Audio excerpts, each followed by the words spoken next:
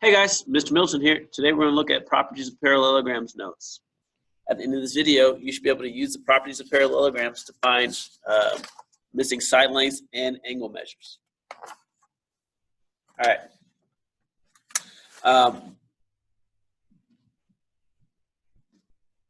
Remember that we had a few quadrilaterals that we classified as parallelograms last time. They were rhombus, 4 congruent sides, rectangle, 4 right angles, and the square. Okay, so therefore, when we talk about the properties of parallelograms, this applies to those shapes as well. Okay, so if you know something about parallelograms, you know something about squares and rhombuses and rectangles. Okay, property number 1. Opposite sides of parallelograms are congruent. That's what this symbol means. Equals subtility over top. Okay, so we're going to go through proofs of this just so it's not like, hey, I told you something, remember it. I want you to know why it works out that way as well. Okay, and so, you're not necessarily going to be asked to walk through a proof, but I would hope that understanding the proof helps you to retain the information. So opposite sides of parallelograms are congruent. We can use that here, or we can prove that here. In our proof, they say, given that ABCD is a parallelogram, they want us to prove, well, we're going to prove that the opposite sides, AB is congruent to DC, and that BC is congruent to DA. Okay, so we're going to prove that the opposite sides are congruent. So, statement, we're going to start off with our given that ABCD is a parallelogram.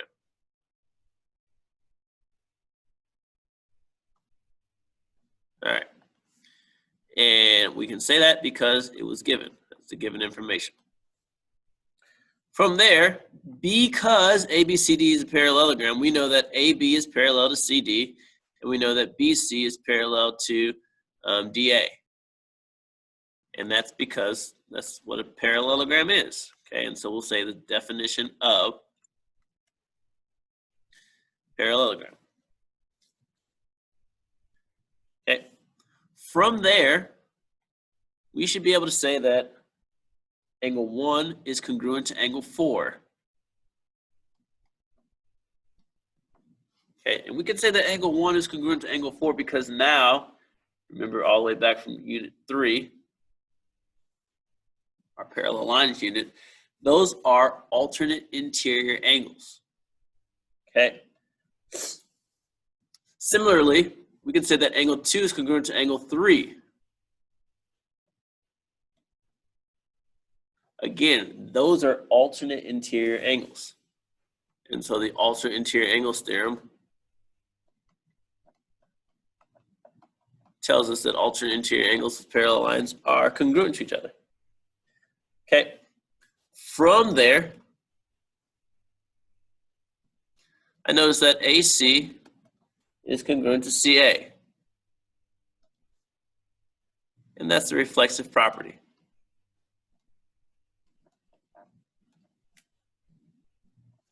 Okay, and so in my diagram, let me erase these parallel lines really quick because we should see that we have angle, side, angle, angle, side, angle.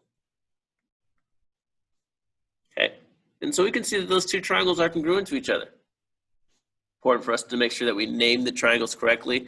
And I'm just going to go ABC for the first one, triangle. ABC should be congruent to triangle CDA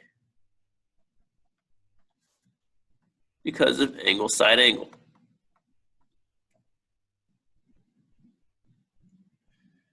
Okay, and now from there, I can prove my statement that AB must be congruent to DC and BC congruent to DA because corresponding parts of congruent triangles are congruent. or CP-CTC.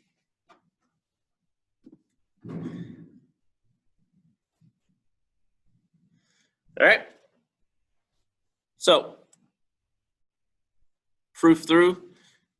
There's our proof. Important part to remember here is that opposite sides of parallelograms are congruent. We proved it. Remember it. Property 2. Opposite angles of parallelograms are congruent. Okay. And so when we're talking about opposite angles, we're looking at angles that aren't on the same side. Okay, so we're saying that angle N and angle Q are opposite angles. Angle M and angle P are opposite angles. So we're going to prove this statement. So starting off with our fact that MNPQ is a parallelogram. That's given. From then, we'll be able to say that MN is parallel to PQ and NP is parallel to QM because that's what a parallelogram does. Definition of parallelogram, right? Make our markings so that we can use our visual side as well. All right, from there, you'll notice that these are parallel lines. We can say that these two angles, not necessarily congruent to each other, but angle N and angle M are same side interior angles on a parallel line, right? Parallel lines here, same side interior angles on the transversal that goes through parallel lines. So we should be able to say that N plus M equals 180 degrees. We can also say that N plus P is 180 degrees, right? Same thing. These two angles together, parallel lines, a transversal, same side interior angles. They should equal 180. Same side interior angles theorem. Interior angles theorem. Okay. And so if N plus M equals 180 and N plus P equals 180, then we can say N plus M equals N plus P, right? And that's just substitution.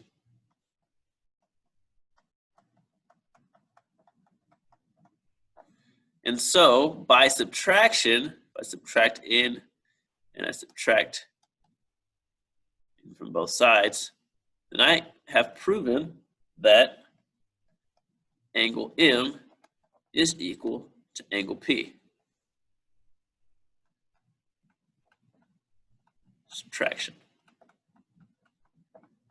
Okay.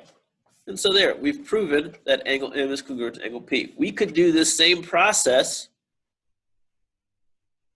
and prove that angle N is congruent to angle Q. Okay. So proof helps us to remember property 2, that opposite angles of parallelograms are congruent. So we got opposite sides of parallelograms are congruent and opposite angles of parallelograms are congruent. A couple more here. Property 3. The diagonals of a parallelogram bisect each other.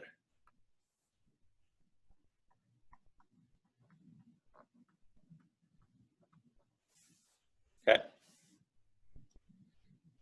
And the diagonals are the vertex of the opposite, the line that connects the vertexes of the opposite angles. Okay. So,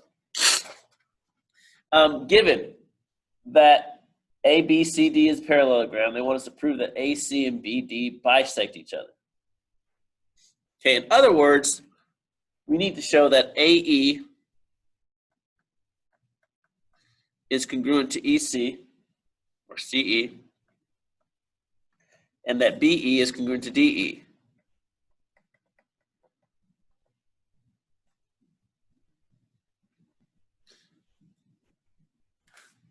So we start as we have that ABCD is a parallelogram. We know that because they told us, so it's given information. Okay, and so we can say with this parallelogram that AB is parallel to CD. Again, definition of a parallelogram. Start of all these have been pretty much the same. Okay. Okay, from there we can use alternate interior angles. So angle 1 is congruent to angle 4,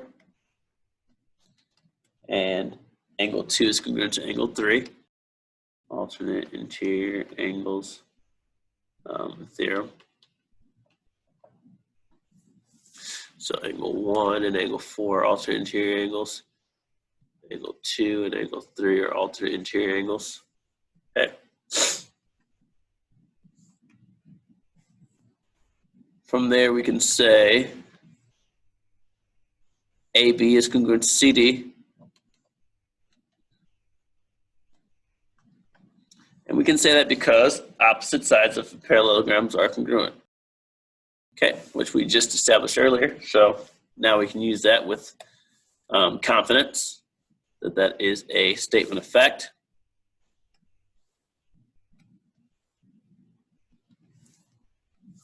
Okay. From there, we should notice, hey, we have angle, side, angle, angle, side, angle. So we can say that triangle ABE is congruent to triangle CDE because of angle, side, angle.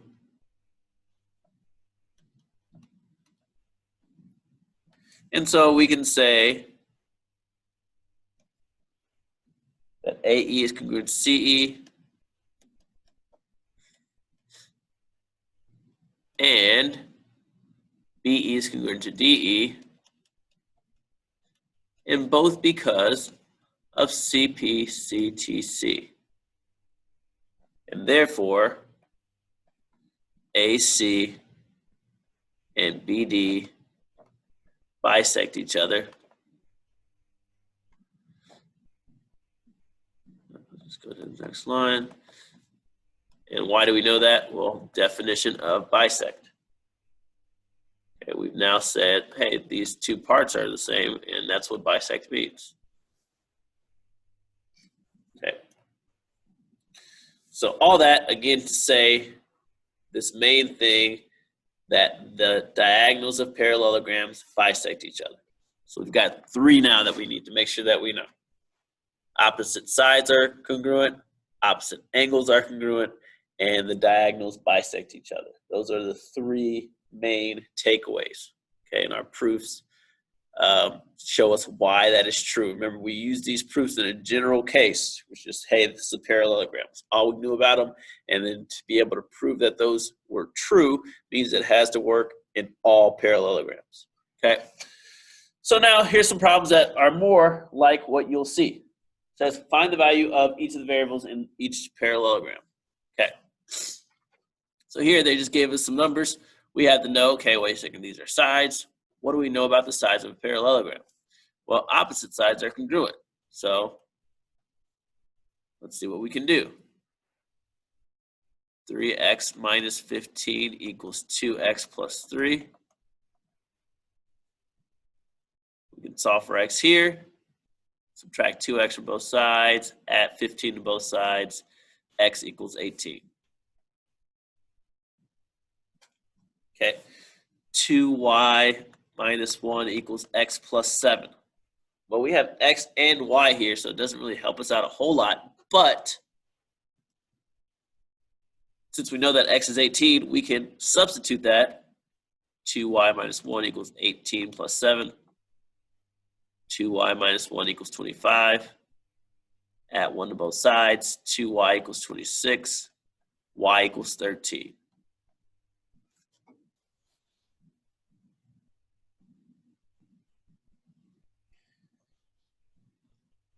let's set up the second problem. Second problem, we're looking at diagonals. What do we know about the diagonals of a parallelogram? Well, we know that the diagonals of a parallelogram are, or bisect each other. They bisect each other. So we could say x plus 1 equals y, right? Because these two should be equal to each other. And these two should be equal to each other. That's what bisect means. 2x equals 3y minus 7. Okay. So individually, we really can't solve this with the information given individually. But because we are given two equations at the same time, we can use this as a system and solve it. In our first equation, they gave us y by itself, so I can use substitution and say 2x equals 3 times x plus 1 minus 7. 2x equals 3x plus 3 minus 7. 2x equals 3x minus 4. Subtract 3x, negative x equals negative 4, x equals 4. So found that x is 4. Now that I know that x is 4, I can use my equation x plus 1 equals y, where x is 4. So y is 5. Last theorem of the day says if 3 or more parallel lines cut off congruent segments on one transversal. Remember, transversal is just a line that goes through multiple lines. Then they cut off congruent segments of every transversal.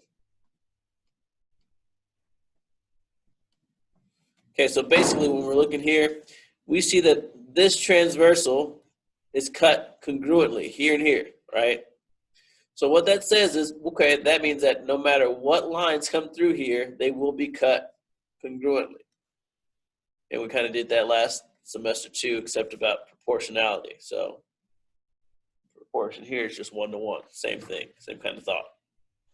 So now important for us to make sure that we're answering the question they asked. They asked us for pH. pH here should be 6.7.